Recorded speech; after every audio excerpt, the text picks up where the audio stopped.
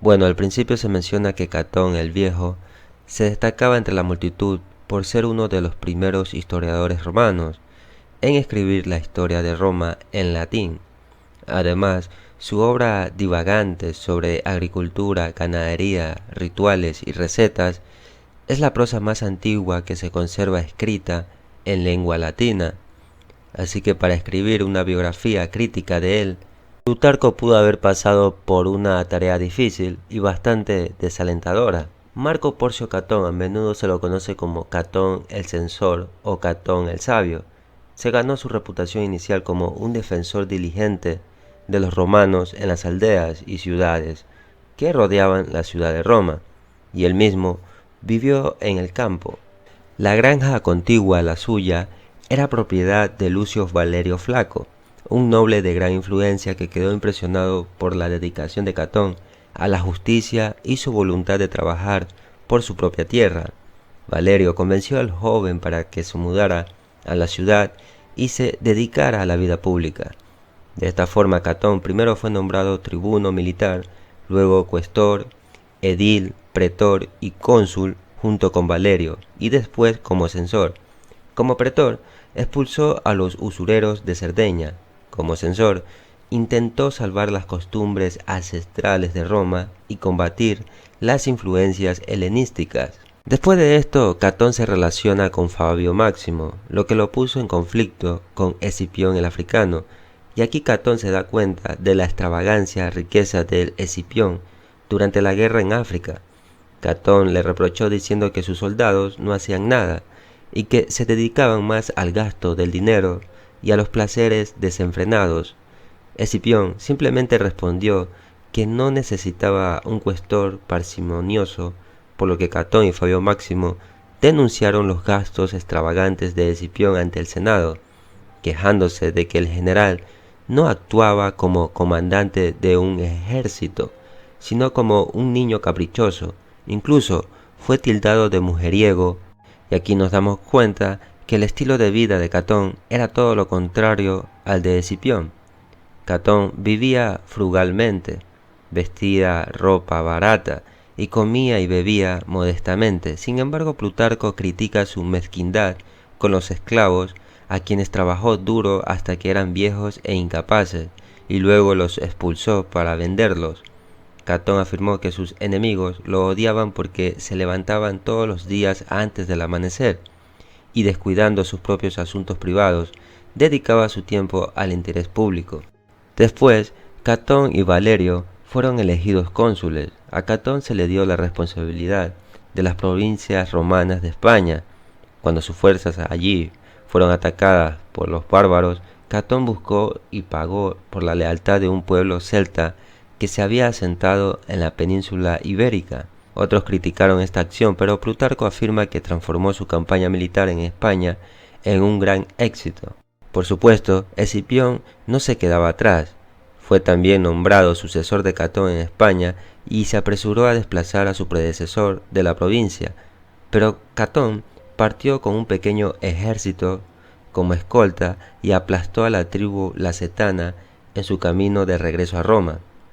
Escipión se enfureció por esto, pero le cortaron las alas cuando el Senado dictaminó que no debía hacer ningún cambio en el orden que Catón había traído a España. El periodo de Escipión allí fue, pues, singularmente inactivo, y Catón celebró su triunfo. Más tarde Catón luchó contra Antíoco el Grande en Grecia, recuperando allí una gran cantidad de territorio para los romanos. Luchó en una segunda batalla por el paso de las Termópilas, recordando las tácticas que habían utilizado con éxito allí los persas contra los griegos. Catón partió con su ejército en una noche oscura y sin luna, utilizando a un prisionero de guerra como su guía, pero este guía se perdió, y como resultado el ejército perdió la moral. Después busca en eBay a un experto alpinista. Es una broma. Bueno, consigue un alpinista, pero este los lleva a un barranco empinado, y su ejército volvió a sentirse abatido y temeroso, pero lo resolvió dirigiendo a sus soldados más valientes en un ataque con las primeras luces del día contra la pequeña fuerza enemiga que había quedado para proteger el paso. Al mismo tiempo, el cónsul Manio Acilio, al frente del cuerpo principal de la fuerza romana, condujo a sus tropas contra posiciones enemigas en el paso y logró dominar algunos territorios, incluyendo donde estaba el rey Antíoco, pero este rey se vio obligado a retirarse, así que Catón se jactó sorprendentemente de este éxito militar. En sus deberes civiles, Catón demostró estar dedicado a la acusación y condena de quienes se habían aprovechado de sus altos cargos. Unas décadas después, Catón se presentó como uno de los dos censores de la nación, cuya autoridad suprema les permitía disciplinar a caballeros y senadores, revisar las valoraciones de propiedades y más. Se le opusieron todos los más conocidos e influyentes del Senado, quienes presentaron 7 candidatos en su oposición. A pesar de las promesas de favores de sus oponentes y de la postura inquebrantable de Catón sobre sus sinceras opiniones, fue debidamente elegido censor. Cuando estaba en el cargo, Catón nombró a Lucio Valero Flaco senador principal y expulsó a muchos senadores por abuso de su cargo. También puso fin a la extravagancia entre quienes ocupaban cargos públicos, a menudo sobrevalorando sus propiedades para exigirles impuestos excesivos, y cuando lo criticaban por esto, él ignoraba sus quejas y se volvía cada vez más estricto. Además, reparó los acueductos, reparó y amplió el sistema de alcantarillado, y llevó a cabo una campaña contra aquellos que extraían agua de los acueductos de Roma ilegalmente y les cortaban el suministro. También ordenó la demolición de tiendas y casas privadas que invadían la vía pública y construyó la primera basílica conocida como Basílica Porcia en el foro cerca de la Curia. Esto sirvió como centro de actividad política y comercial, donde se celebraban tribunales y se acumulaban comerciantes. Sin embargo, su atractivo popular no disminuyó. Era devoto de su esposa y su familia, y se afirma además que su historia de Roma fue escrita en caracteres grandes para que su hijo pudiera leerla desde una edad temprana. Plutarco menciona además muchas anécdotas sobre Catón, detallando su aparente aversión por los filósofos griegos y por los numerosos médicos griegos en Roma. Primero despidió a los filósofos que llegaban como embajadores de Atenas. Me refiero a Carneades, Diógenes y Critolao. Según Catón, las ideas de estos pensadores, llamados sabios, eran muy peligrosas, y también pronunció advertencia contra las influencias de los astrólogos caldeos que habían entrado en Italia junto con la cultura griega. Y como mencioné anteriormente, le tenía horror a los médicos que eran griegos. Obtuvo la liberación de Polibio, el historiador, y sus compañeros de prisión, preguntando desdeñosamente si el Senado no tenía nada más importante que hacer que discutir si unos pocos griegos debían morir en Roma o en su propia tierra. No fue hasta los 80 años que conoció por primera vez la literatura griega, aunque algunos piensan, después de examinar sus escritos, pudo haber tenido conocimiento de las obras griegas durante la gran parte de su vida. Finalmente, Catón había vivido las guerras con Cartago, aunque solo era joven cuando Aníbal cruzó los Alpes y su enemigo Escipión había liderado gran parte de la Segunda Guerra Púnica, y Catón fue en gran medida responsable de la Tercera Guerra Púnica. Y aquí es donde le había expresado al Senado que Cartago debería ser destruida. Sin embargo, murió poco después de su inicio. Aunque las acciones militares de Catón fueron de gran importancia en ese momento, no supera las hazañas del general cartaginés Aníbal, ya que la eventual destrucción del imperio y el desarrollo de la ciudad de Cartago son los motivos más pintados en el periodo de la historia romana. Durante toda su vida, Catón mantuvo el espíritu rural que le habían inculcado sus padres.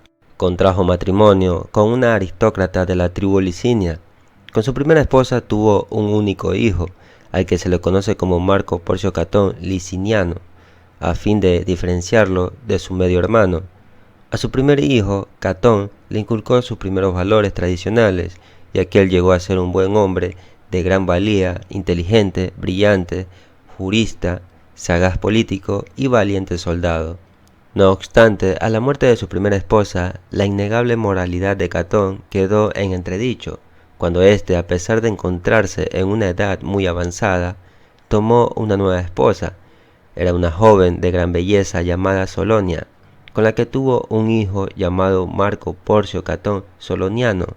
El primogénito de Catón, me refiero a Catón Liciniano, despreciaba este acto y retiró a su padre la palabra. La enemistad entre ambas ramas de la familia de Catón seguiría a la muerte del patriarca. A pesar de que en teoría lo que le tenía más fácil para hacer historia gracias a su mayor poder económico e influencia política era la rama de los licinianos, lo que más se recuerdan son los de la rama de los solonianos gracias a su descendiente Catón el Joven. Bajo el consulado de Manio Manilio Népote y Lucio Marcio Censorino, Porcio Catón no ocupó ningún otro puesto o cargo público, pero seguía distinguiéndose ante el Senado como un oponente tenaz a toda nueva influencia. Ahora continuamos con las comparaciones entre Arístides y Catón el Viejo. Plutarco va a hacer gala en este apartado de un gran equilibrio al enfrentar las cualidades y defectos de estos dos hombres. De los 6 capítulos dedicados a esta comparación, los 3 primeros se dedicarán a destacar la superioridad de Catón y los 3 últimos la de Arístides, además de la actividad pública y militar que ambos desarrollaron para el ascenso a la notoriedad pública desde unos orígenes humildes, que es el rasgo más parecido de los dos. Este ascenso fue más difícil para Catón, ya que tuvo que sufrir la competencia de contrincantes de familias nobles, ya que ellos estaban acostumbrados a mandar, y además Roma ya era una ciudad importante, mientras que Arístides rivalizó con políticos de origen más modesto, y además Atenas estaba lejos de alcanzar la grandeza. Arístides tuvo que sufrir el ostracismo, pero Catón siempre resultó victorioso en las querellas judiciales en las que se enfrentó. Superior también resultó Catón en sus hazañas militares, ya que fue el jefe supremo en la campaña de España, y aunque estaba bajo las órdenes del cónsul Manio Acilio en Grecia, su victoria sobre Antíoco en las Termópilas fue decisiva para el resultado final de la guerra, y así abrir paso en Asia para el triunfo posterior de Lucio Escipión. Arístides, en cambio, siempre fue segundo en el mando en Maratón, Salamina y Platea, porque los que se llevaron la gloria fueron Milciades, Temístocles y Pausanias. A continuación se examina el cuidado que mostraron ambos personajes por la economía. Al principio se reprocha a Arístides su excesivo desprecio por el dinero al mantenerse en la más completa pobreza y transmitirla a sus hijos y nietos. Frente a eso, Catón puso la misma atención en sus asuntos privados que en los públicos y logró una considerable fortuna, que fue la base para que varios de sus descendientes alcanzaran las primeras magistraturas en Roma. Viene ahora el elogio de Arístides, que Plutarco inicia con habilidad. La pobreza es vergonzosa solo cuando es producto de la indolencia y un hombre de Estado no debe distraerse con la administración de sus negocios privados. Es más, su desinterés incluso por lo necesario le eleva a un rango divino. Podría plantearse a Catón la pregunta de por qué se ufanaba de conformarse con poco al mismo tiempo que se dedicaba a acumular dinero. En cuanto a la actuación militar de los dos, las hazañas de Catón, aunque importantes, nada añadieron al Imperio Romano. La actuación bélica de Arístides se produjo en las más brillantes victorias que jamás obtuvieron los griegos.